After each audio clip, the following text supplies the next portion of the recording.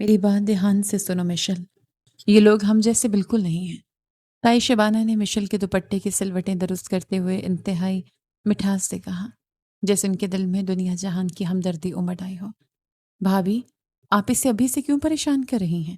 بچی پہلے ہی گھبرائی ہوئی ہے۔ صفیہ نے مشل کے ٹھنڈے پڑتے ہاتھوں کو اپنے ہاتھوں میں لیتے ہوئے فکر مندی سے کہا، پریشان نہیں کر رہی صفیہ، میں تو اسے وہ گر سکھا رہی ہوں جو آج کل کی ماؤں کو پتہ نہیں ہوتے۔ تائی نے صفیہ کو نظر انداز کرتے ہوئے دوبارہ مشل کی طرف دیکھا۔ ان کا رہن سہن، لائف سٹائل سب بہت ماڈرن ہے۔ وہ بڑی گاڑیوں میں گھومنے والے لوگ ہیں، اور ہم تو بس درمیانے طبقے کے سیدھے سادے لوگ ہیں۔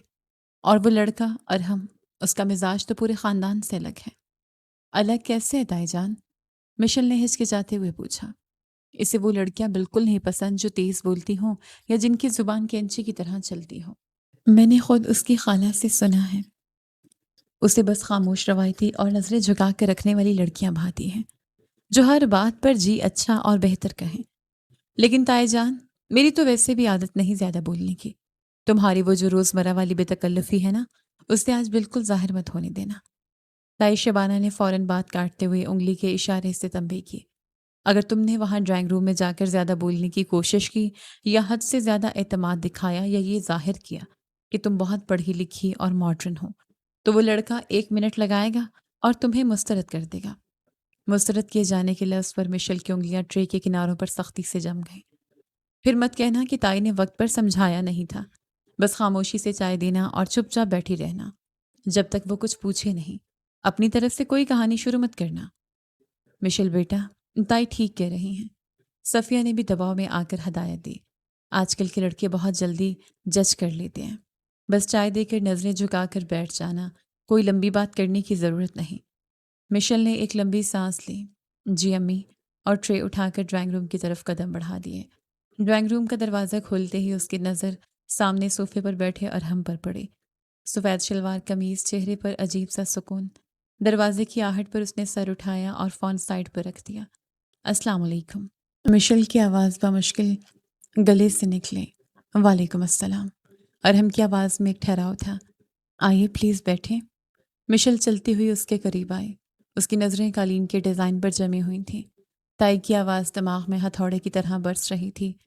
کچھ غلط نہیں کرنا، کچھ زیادہ نہیں بولنا، مسترد کر دے گا اسی شدید دباؤ میں۔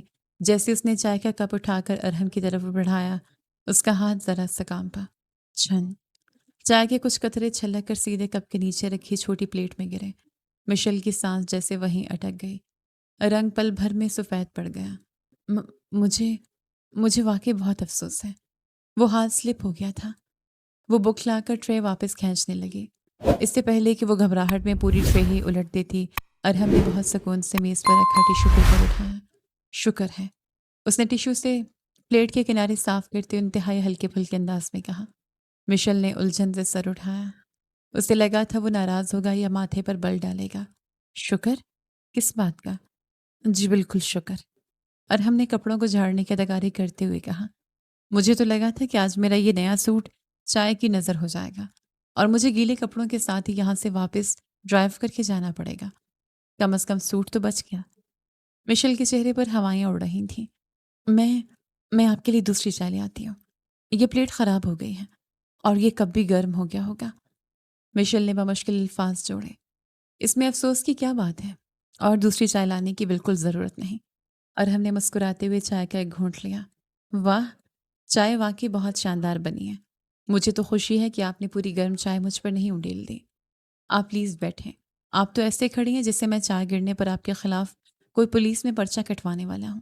اس کی بات پر مشل کے ہونٹوں پر ایک ہچکچاتی ہوئی مسکراہٹ آ ہی گئی۔ وہ سامنے والے صوفے پر بیٹھ گئیں، لیکن انگلیاں اب بھی آپس میں الجھ رہی تھیں۔ اور ہم نے چائے کا کپ واپس میز پر رکھا اور تھوڑا آگے کی طرف جھک کر بیٹھا۔ آپ بہت زیادہ ٹینشن میں ہیں۔ اس کا انداز اب سنجیدہ اور دوستانہ تھا۔ نہیں، میں ٹھیک ہوں۔ بس وہ اچانک مشل نے دفاع کرنے کی کوشش کی۔ مجھے معلوم ہے ایسے موقعوں پر انسان کتنا نروس ہوتا ہے۔ ارحم نے مسکراتے ہوئے اس کی بات کاٹی۔ مجھے یقین ہے باہر کچن میں آپ کو بہت سے مشورے دیے گئے ہوں گے کہ مجھ سے کیسے بات کرنی ہے، کیا بولنا ہے، کتنا بولنا ہے اور کیا بالکل نہیں بولنا۔ مشل نے چونک کر اسے دیکھا۔ اس کی چوری پکڑی گئی تھی۔ سچ بتاؤں؟ اور ہم نے ہنستے ہوئے صوفے کے پشتے ٹیک لگائے۔ میں خود اندر آنے سے پہلے اتنا گھبرایا ہوا تھا کہ گاڑی کی چابیاں 3 بار نیچے گرائیں۔ امی نے مجھے 10 بار سمجھایا تھا کہ اندر جا کر تمیز سے بات کرنا، زیادہ مت ہنسنا اور خدا را فون جیب سے مت نکالنا۔ مجھے آج بھی مہمانوں کے سامنے آنے اور خاص طور پر ان رسمی ملاقاتوں سے اتنی ہی الجھن ہوتی ہے جتنی بچپن میں ہوتی تھی۔ بچپن میں مشل کے منہ سے بھی ساختہ نکلا۔ وہ تائی کی ہدایت مکمل طور پر بھول چکی تھی۔ بالکل۔ اور ہم نے مسکراتے ہوئے سر ہلایا۔ کوئی 8 9 سال کا تھا تو ہمارے گھر کچھ بہت خاص مہمان آئے۔ امی نے مجھے سختی سے کہا کہ جا کر انہیں پانی پلاؤ اور تمیز سے سلام کرو۔ آپ کو پتہ ہے میں نے کیا کیا؟ کیا کیا؟ آپ نے مہمانوں پر پانی گرا دیا۔ مشل اب پوری طرح اس کی بات میں دلچسپی لے رہی تھی۔ اس سے بھی برا۔ ارہم ہنسا۔ میں اتنا ڈرپوک تھا کہ پانی لے جانے کے بجائے سیدھا اپنے کمرے کی الماری میں گھس گیا اور اندر سے لاک لگا لیا۔ یہ سن کر مشل کی وساختہ ہنسی چھوٹ گئی۔ الماری میں؟ پھر کیا ہوا؟ آپ باہر کیسے آئے؟ پھر کیا ہونا تھا؟ آدھا گھنٹہ مجھے باہر سے آوازیں دی گئی۔ امی کی منتیں، ابو کی ڈانٹ، سب بے سود۔ جب میں نہ مانا تو تایا جان کو بلایا گیا۔ انہوں نے اوزار منگوا کر الماری کا لاک توڑا اور مجھے یوں باہر نکالا جیسے کوئی بہت پرانا خزانہ برآمد ہوا ہو، اور وہ بھی روتا دھوتا آنسوں سے بھرا ہوا خزانہ۔ اور ہم نے کندھے اچکائے۔ مشل کھل کر ہنس پڑی۔ اس کی ہنسی میں اب کوئی بناوٹ یا گھبراہٹ نہیں تھی، اس لیے ارحم نے نرمی سے اپنی بات مکمل کی۔ آپ کو میرے سامنے کوئی خول چڑھانے کی ضرورت نہیں ہے۔ مجھے روایتی خاموش یا ڈری سہمی لڑکیاں نہیں، بلکہ وہ لوگ پسند ہیں جو خود سے سچے ہوتے ہیں۔ آپ جیسی ہیں بس ویسی ہی رہیں۔ مجھ سے بات کرتے ہوئے آپ کو کچھ بھی سوچنے یا کسی بھی بات سے ڈرنے کی ضرورت نہیں ہے۔ یہ چند جملے سن کر مشل نے گہرا اور پرسکون سانس لیا۔ اس کا سارا خوف غائب ہو چکا تھا۔ ویسے چائے کے علاوہ آپ کو اور کیا بنانا آتا ہے؟ یا امی نے صرف چائے کی ٹریننگ دی ہے؟ اور ہم نے شرارت سے پوچھا۔ مجھے سب کچھ بنانا آتا ہے، مشل نے تھوڑے اعتماد سے جواب دیا، لیکن بریانی میری اسپیشلٹی ہے۔ گڈ، کیونکہ مجھے بریانی کے علاوہ کچھ اور خاص پسند نہیں ہے۔ چلے میرا ایک مسئلہ تو حل ہوا۔ اور ہم نے ہنستے ہوئے دوبارہ چائے کا کپ اٹھا لیا۔ کچھ دیر بعد جب وہ دونوں ڈرائنگ روم سے باہر آئے تو لاؤنج میں سب کی گفتگو رک گئی۔ مشل کے ہاتھ میں خالی کپوں والی ٹرے تھی۔ تائی شبانہ کی تیز نظریں فوراً پلیٹ میں گرے چائے کے قطروں پر پڑ گئیں۔ ان کی آنکھوں میں ایک دم چمک آ گئی۔ ہائے اللہ، مشل بیٹا یہ ٹرے کا کیا حال کیا ہوا ہے؟ تائی نے اپنا ہاتھ سینے پر رکھا اور تشویشناک آواز میں بولی۔ سب کی نظریں مشل پر ٹک گئیں۔ یہ پلیٹ میں اتنی چائے کیسے گری ہوئی ہے؟ تم نے ارحم کے کپڑوں پر تو نہیں گرا دی چائے؟ تائی اپنی جگہ سے کھڑی ہو گئی۔ لاؤنج میں ایک لمحے کے لیے خاموشی چھا گئی۔ صفیہ نے پریشانی اور شرمندگی سے سر جھکا لیا۔ میں تو تمہاری امی سے پہلے کہہ رہی تھی کہ بچی گھبرا جائے گی، اس سے ٹرے نہیں سنبھالی جائے گی۔ تائی نے سب کی طرف دیکھتے ہوئے خاص طور پر ارحم کی والدہ کو سناتے ہوئے کہا، خام خواہ تمہیں اندر بھیج کر شرمندہ کر دیا۔ مجھے یقین ہے ارحم بیٹا تم بہت تنگ ہوئے ہوگے۔ یہ لڑکی بنا بس دھیان ہی نہیں رکھتی کسی چیز کا۔ آج کل کی لڑکیوں کے ہاتھ میں فون پکڑا دو بس، سلیقہ تو جیسے ختم ہی ہو گیا ہے۔ مشل کا نیا بحال ہونے والا اعتماد پھر سے ڈگمگانے لگا۔ وہ صفائی دینے کے لیے کچھ بولنے ہی لگی تھی کہ ارحم کی پرسکون آواز ابھری۔ ارے نہیں تائی جان، ایسی کوئی بات نہیں ہے۔ ارحم کے چہرے پر وہی پرسکون مسکراہٹ تھی۔ میرے کپڑوں پر چائے کا ایک قطرہ بھی نہیں گرا، آپ فکر نہ کریں۔ پھر بھی بیٹا بچی ہے نا، تمیز سے پیش کرنا چاہیے تھا۔ ڈرائنگ روم میں مہمانوں کے سامنے ایسے چائے گرانا اچھی تھوڑی لگتا ہے۔ گھر کی تربیت پر حرف آتا ہے۔ تائی نے اپنا وار خالی نہ جانے دینے کی قسم کھا رکھی تھی۔ ارحم نے اس بار مشل کی طرف دیکھا اور پھر اپنی والدہ کی طرف رخ کر کے بولا، تائی جان سچ بتاؤں تو چائے گرنے پر میرا دھیان گیا ہی نہیں۔ کیوں بیٹا، چائے زیادہ گر گئی تھی کیا؟ تائی نے فوراً پوچھا۔ نہیں تائی جان، کیونکہ مشل نے چائے بنائی ہی اتنی زبردست تھی کہ میں تو بس اسی کی تعریف کرنے کا سوچ رہا تھا۔ میں تو اندر آنٹی سے ایک اور کپ کی فرمائش کرنے والا تھا، لیکن پھر سوچا باہر جا کر سب کے سامنے ہی پی لوں گا۔ ارحم نے انتہائی شائستگی سے جواب دیا، اور جہاں تک سلیقے کی بات ہے تو جتنی تمیز اور سلیقے سے انہوں نے مجھ سے بات کی ہے، مجھے تو لگتا ہے آنٹی آپ نے ان کی تربیت میں کوئی کسر نہیں چھوڑی۔ یہ سنتے ہی ارحم کی والدہ نے فخر سے اپنے بیٹے کو دیکھا۔ صفیہ کے چہرے کی پریشانی فوراً سکون میں بدل گئی، اور تائی شبانہ کا منہ کھلے گا کھلا رہ گیا۔ ان کے پاس اب کہنے کو کچھ نہیں تھا۔ وہ بس ایک پھیکی سے مسکراہٹ دے کر واپس صوفے پر بیٹھ گئی۔ मिशेल ने गहरे तशक्कुर के एहसास के साथ अरहम को देखा, जिसने सिर्फ आंखों ही आंखों में उसे तसल्ली दी थी। उस रात अरहम की घर वापसी पर ड्राइंग रूम का माहौल खासा खुशगवार था। भाईजान, सच सच बताएं, चाय गिरी थी ना आप पर? मैंने उस आंटी की आवाज़ सुनी थी बाहर। जैन ने सोफे पर कूदते हुए अरहम से पूछा। तुम्हारे कान कुछ ज्यादा तेज नहीं चलते? अरहम ने कोट उतार कर कुर्सी पर रखते हुए कहा। अरे बताओ तो सही अरहम, मिशेल कैसी लगी तुम्हें? अरहम की वालिदा नुज़रत ने मुस्कुराते हुए पूछा। मुझे तो बच्ची बहुत प्यारी और सुलझी हुई लगी, लेकिन वो जो उसकी ताई थी, वो कुछ ज्यादा ही हावी होने की कोशिश कर रही थी। अम्मी, वो बस डरी हुई थी। अरहम ने मुस्कुराते हुए सोफे पर बैठकर कहा। उसकी ताई ने उसे इतना डरा कर अंदर भेजा था कि उसके हाथ कांप रहे थे। चाय भी उसी घबराहट में छलकी थी। फिर तुमने गुस्सा तो नहीं किया ना? नुज़रत ने फिक्रमंदी से पूछा। अम्मी, आपको लगता है मैं गुस्सा करूंगा? अरहम हंसा। मैंने तो उल्टा उसे अपने बचपन का वो अलमारी वाला वाकया सुना दिया था, ताकि वो थोड़ा नॉर्मल हो सके। वो अलमारी वाला वाकया? जैन जोर से हंसा। भाईजान, आपने अपनी इज्जत का खुद ही फालूदा बना दिया। पहली मुलाकात में अपना इंप्रेशन खराब कर दिया। इंप्रेशन खराब नहीं होता जैन, रिश्ते में बराबरी लानी पड़ती है। और हमने संजीदगी से कहा। वो मुझे कोई फरिश्ता या परफेक्ट इंसान समझ कर डरती रहे, इससे बेहतर है कि उसे पता हो कि मैं भी एक आम इंसान हूँ। और अम्मी, मुझे वो बहुत पसंद आई है। उसमें कोई बनावट नहीं है। वो अपनी ताई जैसी बिल्कुल नहीं है। शुक्र है मेरे अल्लाह का। नुज़रत ने खुशी से हाथ उठाए। मैं कल ही सफ़िया को फ़ोन करके पक्की बात करूंगी, और मैं कल ही भाभी को फ़ोन करके बताऊंगा कि अलमारी के अलावा भी आपके बचपन के कितने शर्मनाक किस्से हैं जो अभी तक छुपे हुए हैं। जैन ने शरारत से कहा, और अरहम ने फौरन पास पड़ा कुशन उठाकर उसे दे मारा। मंगनी की तकरीब को गुजरे भी एक दिन ही हुआ था जब रात के बेड पर रखे मिशेल के मोबाइल की स्क्रीन रोशन हुई। एक अनजान नंबर से पैगाम था। क्या आप अब भी इस बात पर परेशान हैं कि वो चाय क्यों छलकी थी? मिशेल मुस्कुरा दिया और फौरन टाइप किया। नहीं, अब मैं बिल्कुल परेशान नहीं हूँ। चंद लम्हों बाद कॉल आ गई। अस्सलाम वालेकुम। अरहम की पुरसुकून आवाज़ सुनाई दी। वालेकुम अस्सलाम। शुक्र है आपने नंबर पहचान लिया, वरना मैं सोच रहा था कि कहीं आप मुझे कोई कंपनी का नुमाइंदा समझकर फ़ोन ही ना काट दें कि हमारा कोई पैकेज एक्टिवेट नहीं करना। अरहम के लहजे में शोखी थी। नहीं, मैंने पहचान लिया था। अम्मी ने मुझे नंबर दे दिया था। मिशेल मुस्कुराई। इससे पहले कि मिशेल मजीद कुछ कहती, फ़ोन के पीछे से किसी के ऊंचा बोलने की आवाज़ आई। भाईजान, भाभी से मेरा भी सलाम कहिएगा और उन्हें बताइएगा कि आप मुझसे मेरा चार्जर भेज कर उनसे बात कर रहे हैं। ये बहुत बड़ी नाइंसाफ़ी है। अरहम की छीनती हुई आवाज़ उभरी। जैन, तुम खुद बाहर जाओगे या मैं फ़ोन बंद करके तुम्हें कमरे से धक्के देकर बाहर निकालूं? भाभी देखिए, मुझे धमकियां मिल रही हैं। जैन की आवाज़ दूर से आई। मिशेल की हंसी छूट गई। आप उसे क्यों डांट रहे हैं? अगर आपने वाकई उसका चार्जर लिया है तो ये ज्यादती है। आपका अपना चार्जर कहाँ है? वो खराब हो गया और ये लड़का किसी दिन मुझे आपके सामने जरूर शर्मिंदा करवाएगा। और हमने लंबी सांस ली। मैंने तो बस अपना फोन चार्जिंग पर लगाया था, और ये ऐसे शोर मचा रहा है जैसे मैंने उसकी कोई बहुत कीमती जायदाद गायब कर दी हो।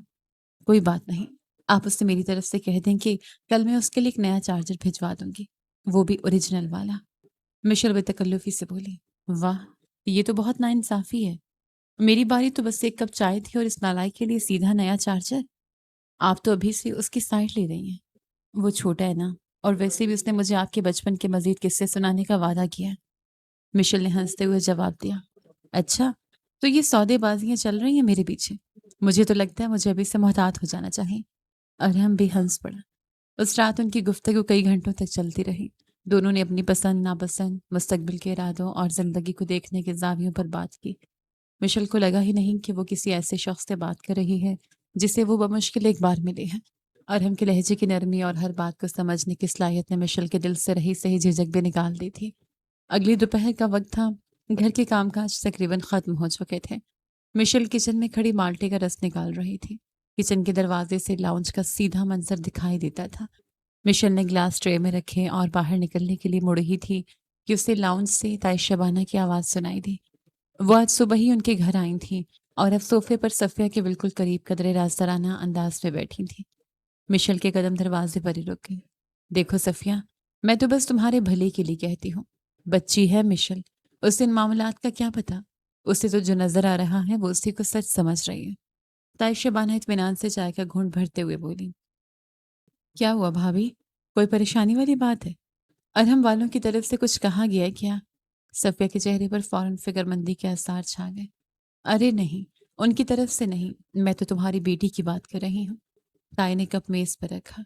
میں نے کل رات مشل کو چھت پر فون پر بات کرتے دیکھا تھا۔ کم از کم 2 گھنٹے تو میں نے خود سے اسے چکر کاٹتے اور ہنستے ہوئے دیکھا ہے۔ تو اس میں پریشانی کی کیا بات ہے بھابھی؟ اب منگنی ہو گئی ہے، بچے آپس میں بات کر رہے ہوں گے ایک دوسرے کو سمجھنے کے لیے۔ صفیہ نے نرمی سے اپنی بیٹی کا دفاع کیا۔ بس یہی تو تم ماؤں کی سب سے بڑی بے وقوفی ہوتی ہے، تائی نے ہاتھ نچاتے ہوئے طنز کیا۔ ایک دوسرے کو سمجھنے کے لیے؟ ارے صفیہ، یہ جو آج کل کے لڑکے ہوتے ہیں نا، منگنی کے بعد فون پر لمبی لمبی باتیں کرتے ہیں، گھنٹوں وقت ضائع کرتے ہیں، اور تم جیسی مائیں سمجھتی ہیں کہ یہ محبت ہے؟ تو پھر اور کیا بھابھی؟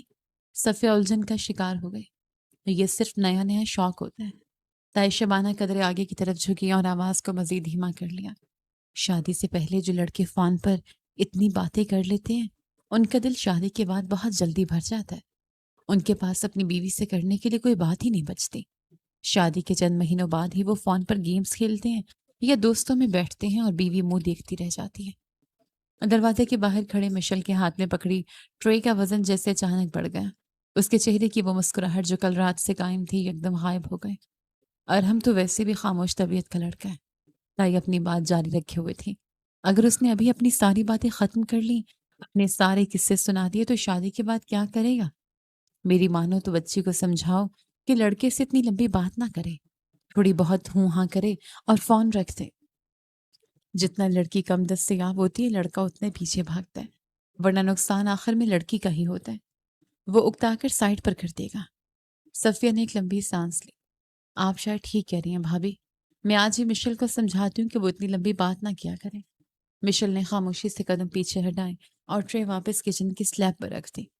تائی کی باتیں اس کے دماغ میں کسی میٹھے زہر کی طرح اتر رہی تھیں۔ کیا واقعی ارحم اس سے اکتا جائے گا؟ کیا کل رات کی ان کی وہ ہنسی مذاق اور زین کی شرارتیں صرف چند دنوں کا شوق تھا؟ اس نے اپنے موبائل کی طرف دیکھا۔ اسے لگ رہا تھا جیسے وہ کوئی غلطی کر رہی ہے۔ رات کے 9 بج رہے تھے۔ مشل اپنے بستر پر خاموشی سے بیٹھی تھی۔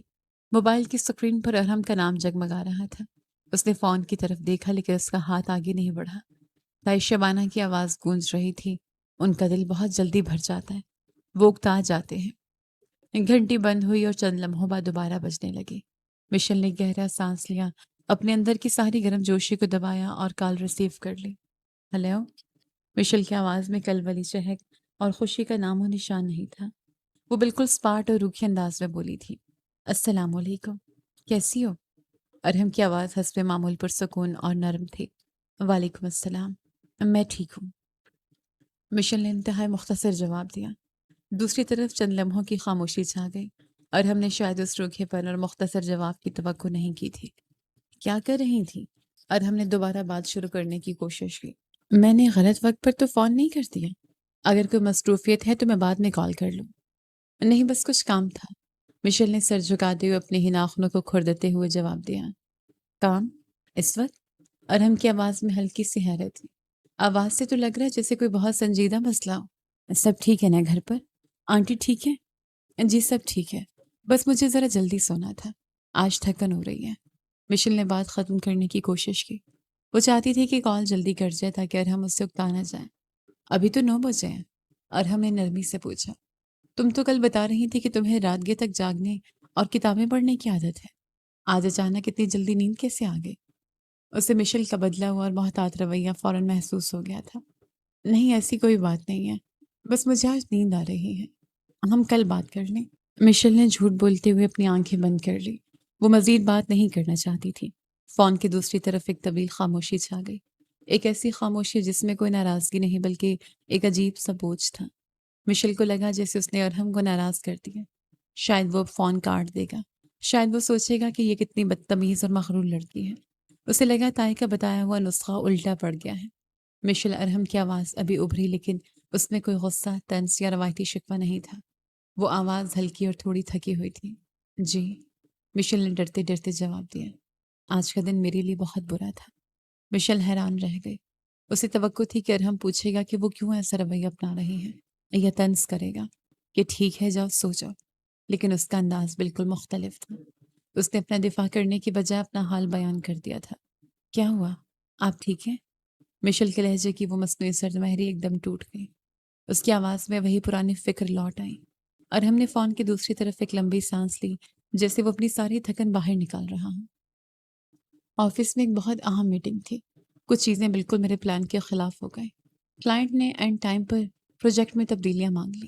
صبح سے ٹینشن کی وجہ سے میرے سر میں شدید درد ہے۔ راستے میں گاڑی بھی خراب ہو گئی، اور تمہیں تو پتہ ہے آج دوپہر میں کتنی شدید دھوپ تھی۔ مجھے 1 گھنٹہ سڑک پر کھڑا رہنا پڑا مکینک کے انتظار میں، اور ہم کچھ دیر رکا پھر بولا۔ میں بس یہ سوچ کر خود کو تسلی دے رہا تھا کہ گھر پہنچ کر سکون سے بیٹھوں گا اور تم سے بات کروں گا۔ مجھے لگا تمہاری آواز سن کر یہ سارا ذہنی تناؤ ختم ہو جائے گا۔ میں تو زین سے بھی نہیں لڑا آج۔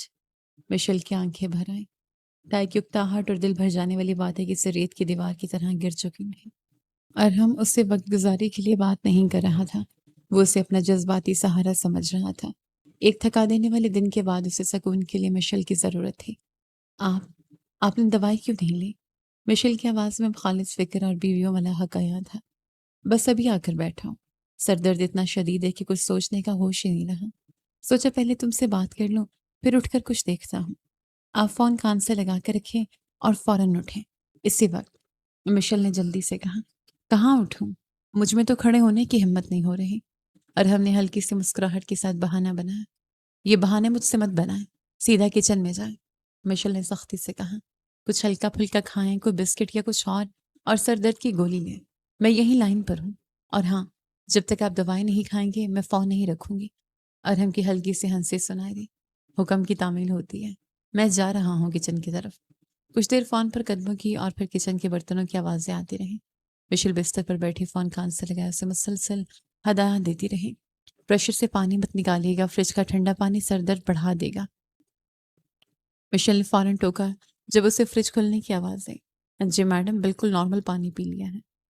ایک تو آپ کے کانوں کی رینج بہت دور تک ہے، اور ہم نے گولی نگلتے ہوئے کہا۔ جب ارہم دوائی کھا کر واپس اپنے کمرے میں آیا اور صوفے پر بیٹھا تو اس کی آواز میں اب پہلے جیسی تھکن نہیں تھی۔ یقین کرو، دوائی سے زیادہ تمہاری اس ڈانٹ نے اثر کیا ہے۔ سر درد آدھا تو ویسے غائب ہو گیا، اور باقی آدھا اس خوشی میں چلا گیا کہ تم مجھ پر حق جتا رہی ہو۔ ارہم کے لہجے میں شوخی لوٹ آئی تھی۔ آپ اپنی صحت کا بالکل خیال نہیں رکھتے۔ کل سے اب ٹائم پر کھانا کھائیں گے، میں خود یاد کرواؤں گی۔ مشل نے مسکراتے ہوئے آنسوں کو صاف کرتے ہوئے کہا۔ یہ تو بہت اچھی بات ہے، مجھے کوئی اعتراض نہیں۔ اور ہم بھی مسکرا رہا تھا۔ پھر وہ اچانک سنجیدہ ہوا۔ اچھا سنو، مجھے نہیں معلوم کہ آج دوپہر یا شام میں تمہیں اچانک کیا ہوا تھا۔ تم کس سوچ میں تھی یا کس نے تم سے کیا کہا تھا؟ ارہم کی آواز میں گہرا ٹھہراؤ تھا۔ لیکن مشل، ایک بات ہمیشہ یاد رکھنا، میرے لیے تم سے بات کرنا کوئی ٹائم پاس، شوق یا مجبوری نہیں ہے۔ میں دن بھر کی تھکن کے بعد واقعی تمہاری آواز سن کر پرسکون محسوس کرتا ہوں۔ مشل خاموشی سے سنتی رہی۔ تم مجھ سے کبھی بھی کچھ بھی شیئر کر سکتی ہو۔ اگر مجھ سے کوئی بات بری لگے تو سیدھا بتا دینا۔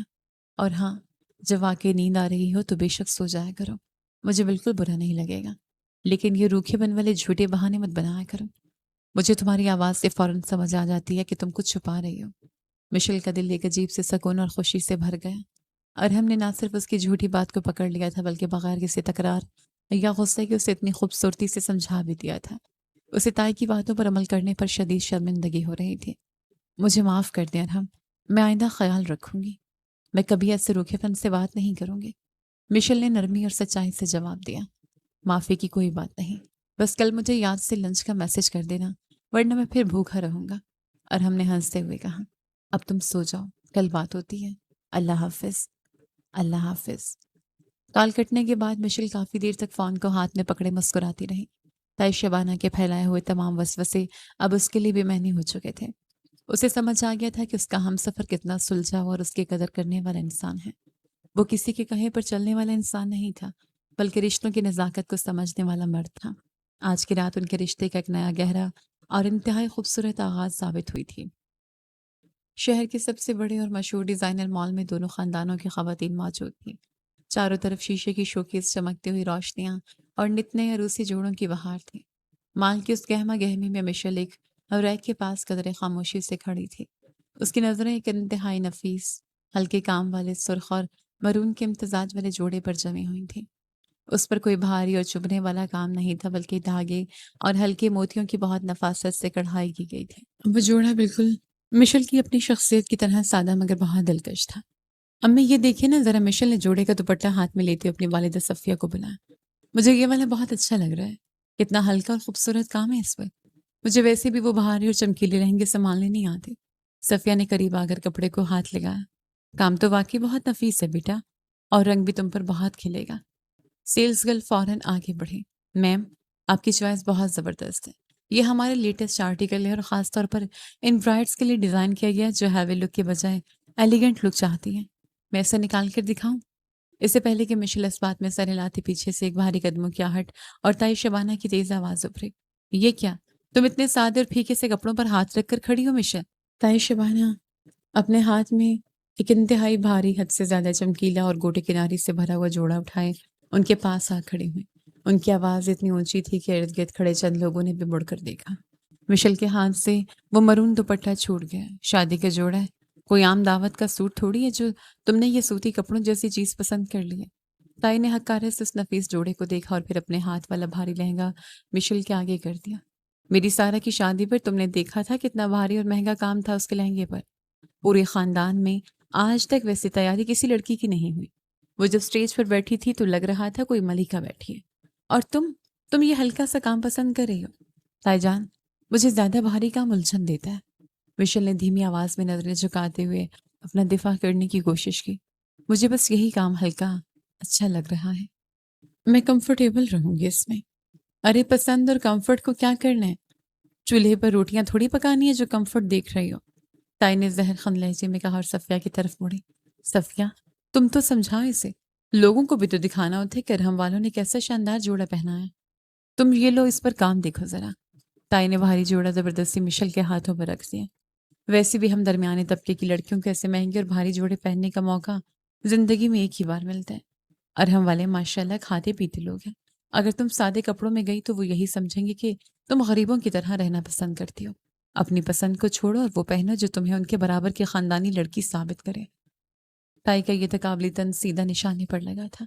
مشل کا دل جیسے کسی نے مٹھی میں بھینچ لیا ہو۔ سارا کی شادی اور اس کے جہیز کی مثالیں دے کر تائی ہمیشہ اس سے کمتر محسوس کرواتی تھی۔ آج اس کی اپنی شادی کی شاپنگ پر بھی انہوں نے اپنا یہ وار خالی نہیں جانے دیا تھا۔ وہ اسے باور کروا رہی تھی کہ وہ ارحم کے لائق نہیں ہے۔ مشل نے خاموشی سے سر جھکا لیا۔ وہ بھاری جوڑا اس کے ہاتھوں پر بوجھ لگ رہا تھا۔ اس نے سیلز گرل کو اشارہ کیا اور پیچھے ہٹ گئی۔ صفیہ بھی تائی کے طنز کے آگے کچھ نہ بول سکی۔ کیا ہو رہا ہے یہاں؟ کچھ فائنل ہوا یا ابھی تک کنفیوژن چل رہی ہے؟ اچانک ارحم کی پرسکون آواز نے مشل کو چونکا دیا۔ وہ مردانہ کپڑوں کے سیکشن سے سیدھا ان کی طرف آیا تھا۔ اس نے سیاہ رنگ کی جینز اور کیجول شرٹ پہن رکھی تھی اور اس کے چہرے پر وہی جانی پہچانی نرم مسکراہٹ تھی۔ ارے بیٹا، میں بس اس مشل کو سمجھا رہی تھی۔ تائی نے ارحم کو دیکھتے ہی فوراً اپنا لہجہ اور چہرے کے تاثرات میٹھے کر لیے۔ یہ بچی تو بالکل سادے کپڑوں پر ہاتھ رکھ کر کھڑی ہے۔ میں اس سے کہہ رہی تھی کہ ایسا شاندار جوڑا لے جو تمہارے خاندان کی لائف سٹائل اور تمہارے مرتبے کے مطابق ہو، لیکن یہ تو میری بات سننی نہیں رہی۔ کہتی ہے مجھے سادگی پسند ہے۔ ارحم نے ایک نظر تائی کے ہاتھ میں موجود اس انتہائی چمکیلے اور بھاری جوڑے پر ڈالی اور پھر مشل کے اترے ہوئے اداس چہرے کو دیکھا۔ اسے ساری صورتحال سمجھنے میں ایک سیکنڈ بھی نہیں لگا۔ وہ جانتا تھا کہ مشل کی یہ خاموشی احترام کی وجہ سے ہے، رضامندی کی وجہ سے نہیں۔ اس نے کوئی بحث نہیں کی، نہ ہی تائی کو کوئی تلخ جواب دیا۔ تائی جان، آپ کی پسند واقعی بہت شاندار اور بھاری ہے، ارحم نے انتہائی نرمی، تمیز اور شائستگی سے کہا۔ لیکن میں نے اور مشل نے پہلے ہی ایک جوڑا فائنل کر لیا تھا۔ ہم بس اسے دیکھنے آئے ہیں۔ آپ پلیز امی کے ساتھ بلنگ کاؤنٹر کے پاس بیٹھے، ہم وہ لے کر آتے ہیں۔ تائی شبانہ حیرت سے اسے دیکھتی رہ گئی کہ اس نے کتنی آسانی سے ان کی پسند کو رد کر دیا تھا، جبکہ ارحم نے مشل کو اپنے ساتھ آنے کا اشارہ کیا اور اسے دکان کے دوسرے حصے کی طرف لے گیا۔ وہاں جا کر ارحم نے کاؤنٹر پر کھڑے مینیجر سے کچھ کہا۔ مینیجر نے مسکراتے سر ہلایا اور اندر سے ایک خوبصورت پیکنگ میں رکھا ہوا مرون رنگ کا عروسی جوڑا نکال کر سامنے رکھ دیا۔ مشل کی آنکھیں حیرت سے پھیل گئیں۔ یہ بالکل وہی جوڑا تھا جس کی تصویر اس نے کچھ دن پہلے رات کو باتوں باتوں میں ارحم کو واٹس ایپ پر بھیجی تھی۔ اس نے تو بس یوں ہی کہا تھا کہ اسے اس طرح کا نفیس کام پسند ہے۔ اسے اندازہ نہیں تھا کہ ارحم اسے یوں یاد رکھے گا۔ یہ تو وہی ہے نا؟ مشل کے منہ سے بے ساختہ نکلا اور اس کے چہرے پر ایک دم رونق آ گئی۔ بالکل وہی ہے۔ ارحم نے مسکراتے ہوئے جوڑے کی پیکنگ کو تھوڑا سا کھولا۔ میں نے اگلے ہی دن انہیں کال کر کے یہ بک کروا لیا تھا۔ مجھے معلوم تھا کہ شاپنگ پر آ کر بہت سے مشورے ملیں گے، بھاری اور مہنگے کپڑوں کے تانے ملیں گے، اور تم پھر سے کنفیوز ہو کر اپنی پسند مار لو گے۔ مشل کے دل میں موجود ساری اداسی اور تائی کی طنز کی چبھن ایک پل میں غائب ہو گئی، لیکن تائی جان کہہ رہی تھیں کہ یہ بہت سادہ ہے، شاید آپ کے گھر والوں کو اچھا نہ لگے، شاید وہ مجھے کمتر سمجھے۔ مشل نے اپنی آخری ہچکچاہٹ بھی سامنے رکھ دی۔ شادی تمہاری ہے مشل، کسی اور کی نہیں۔ ارحم کا لہجہ بہت سنجیدہ اور گہرا تھا۔ تمہیں وہی پہننا چاہیے جس میں تم خود کو خوش اور پرسکون محسوس کرو۔ مجھے تمہاری یہ سادگی تو پسند ہے۔ تمہیں کسی کو کچھ ثابت کرنے کے لیے وہ پہننے کی ضرورت نہیں جو تمہاری شخصیت سے میل ہی نہ کھاتا ہو۔ جو انسان تمہیں تمہاری سادگی میں قبول نہیں کر سکتا، اسے تمہارے بھاری کپڑے بھی خوش نہیں کر سکتے۔ یہ جوڑا تم پر بہت جچے گا۔ مشل نے گہری سانس لی اور اس کے ہونٹوں پر ایک مطمئن مسکراہٹ آ گئی، اور ہم نے ایک بار پھر تائی کے وار کو ناکام بناتے ہوئے مشل کی پسند کو اتنی خوبصورتی سے عزت دی کہ اسے اب کسی اور کی رائے کی پرواہ نہیں رہی تھی۔ کچھ فاصلے پر بلنگ کاؤنٹر کے پاس صوفے پر ارحم کی والدہ نزہت بیٹھی تھی۔ تائی شبانہ پیر پٹکتی ہوئی وہاں پہنچ گئی۔ ان کا چہرہ غصے، حسد اور خفت سے لال ہو رہا تھا۔ صفیہ بہن، ذرا اپنے ہونے والی بہو کو دیکھیں۔ تائی نے کرسی پر بیٹھتے ہی رازدارانہ اور زہریلی انداز میں اگلنا شروع کیا۔ لڑکی کو ابھی سے اتنی چھوٹ مت دیں۔ میں تو بچی کا بھلا چاہتی تھی، اسے مہنگا جوڑا لے کر دے رہی تھی، لیکن وہ تو اتنی ضدی ہے کہ سیدھا ارحم کو لے کر اپنی مرضی چلانے چلی گئی۔ ارحم تو بیچارہ سیدھا ہے، اس کی باتوں میں آ گیا۔ نصرت نے کوئی جواب نہیں دیا، بس خاموشی سے سنتی رہی۔ ساس کو تو شروع سے ہی اپنا روب رکھنا چاہیے۔ تائی نے نصرت کو اشتعال دلانے کی کوشش کی۔ کل کو یہ لڑکی آپ کے سر پر چڑھ جائے گی۔ ابھی سے یہ حال ہے تو شادی کے بعد تو یہ آپ کو پوچھنے بھی نہیں دے گی۔ ارحم کی والدہ نے بہت سکون سے تائی کی پوری بات سنی۔ ان کے چہرے پر کوئی ناگواری یا غصہ نہیں آیا، بلکہ انہوں نے ایک نرم سے مسکراہٹ کے ساتھ تائی کی طرف دیکھا۔ اروب رکھ کر کیا ملے گا بھابھی؟ نصرت کی آواز میں ایک عجیب سا ٹھہراؤ اور بکار تھا۔ مجھے اپنے گھر بہو تھوڑی لانی تھی، مجھے تو اپنے گھر کے لیے ایک بیٹی چاہیے تھی، اور بیٹیوں کی ضد تو مائیں خوشی سے پوری کرتی ہیں، ان پر روب نہیں ڈالتے۔ تائی شبانہ ہکا بکا رہ گئی، اور جہاں تک پسند کی بات ہے نصرت نے اپنی بات جاری رکھی۔ میں نے تو خود ارحم سے کہا تھا کہ مشل کو وہی دلوانا جو اس کے دل کو اچھا لگے۔ بچے کی زندگی کا سب سے خاص دن ہے، اگر وہ اپنی پسند کا جوڑا نہیں پہنے گی تو اگر وہ اندر سے خوش نہیں ہوگی تو اس کے دن کی خوشی کا کیا خاک محسوس کر پائیں گے؟ مجھے اس کے کپڑوں کا وزن نہیں دیکھنا، مجھے اس کے چہرے کی خوشی دیکھنی ہے۔ تائی شبانہ کا منہ کھلے کا کھلا رہ گیا۔ انہیں لگا تھا کہ وہ مشل کو ضدی اور بدتمیز ثابت کر کے ساس کے دل میں جگہ بنا لیں گے، لیکن یہاں تو حساب ہی الٹا تھا۔ نصرت نے اتنے پیار اور شائستگی سے انہیں چپ کروایا تھا کہ ان کے پاس کہنے کو مزید کوئی لفظ نہیں بچا تھا۔ وہ بس زبردستی کا مسکرا کر ادھر ادھر دیکھنے لگے۔ شاپنگ مکمل ہونے کے بعد واپسی کا سفر تھا۔ مشل ارحم کی گاڑی میں فرنٹ سیٹ پر بیٹھی تھی، دونوں خاندانوں کے باقی لوگ دوسری گاڑیوں میں تھے۔ شام کا وقت ہو چکا تھا اور سڑکوں پر ٹریفک کے روانی کے ساتھ ساتھ گاڑی کے اندر ایک بہت پرسکون سی خاموشی چھائی ہوئی تھی۔ اے سی کی ہلکی کولنگ اور ڈیش بورڈ پر جلتی ہلکی روشنی ماحول کو مزید خوشگوار بنا رہی تھی۔ ریڈیو پر کوئی بہت دھیمی دھن بج رہی تھی۔ آپ کا بہت شکریہ، مشل نے اچانک اس خوبصورت خاموشی کو توڑتے ہوئے کہا۔ ارحم سڑک سے نظریں ہٹائے بغیر ہلکا سا مسکرا کر پوچھا، کس بات کا شکریہ؟ مال کے رشتے بحفاظت باہر نکال آنے کا یا تائی جان کی زبردستی والے مشوروں سے بچانے کا؟ مشل ہنس پڑی۔ دونوں باتوں کا، لیکن سب سے زیادہ اس لیے کہ آپ نے وہ تصویر یاد رکھی۔ میں نے تو بس یوں ہی بھیجی تھی۔ مجھے واقعی یقین نہیں آ رہا تھا کہ آپ نے وہ جوڑا میرے لیے بک کروا لیا ہوگا، جس انسان کی کال دن بھر کی تھکن اتار سکتی ہو۔ اس کی پسند کا کیسے بھلایا جا سکتا ہے؟ ارحم کا جواب سیدھا اور دل کو چھو لینے والا تھا۔ مشل کے رخساروں پر ہلکی سی لالی آ گئی۔ اس نے نظریں جھکا کر اپنے دوپٹے کے کنارے کو انگلیوں میں لپیٹنا شروع کر دیا۔ ارحم نے گاڑی کی سپیڈ تھوڑی کم کی اور ایک لمحے کے لیے مشل کی طرف دیکھا۔ مشل، میں تم سے ایک بات بہت صاف کہنا چاہتا ہوں۔ ارحم کی آواز میں اب کوئی شوخی نہیں تھی، بلکہ ایک سنجیدہ سچائی تھی۔ تمہاری تائی جان جو بھی کہتی ہیں یا جو بھی تقابلی باتیں کرتی ہیں کہ میرے گھر والے کیا سوچیں گے، اس کا مجھ پر یا میری امی پر کوئی اثر نہیں ہوتا۔ ہم لوگ چیزوں کو پیسوں یا دکھاوے سے نہیں تولتے۔ مشل نے سر اٹھا کر اسے دیکھا۔ تم جیسی ہو مجھے بالکل ویسی ہی پسند ہو۔ ارحم نے نرمی سے کہا، مجھے تمہاری یہ سادگی، تمہارا یہ اپنائیت والا انداز سب بہت اچھا لگتا ہے۔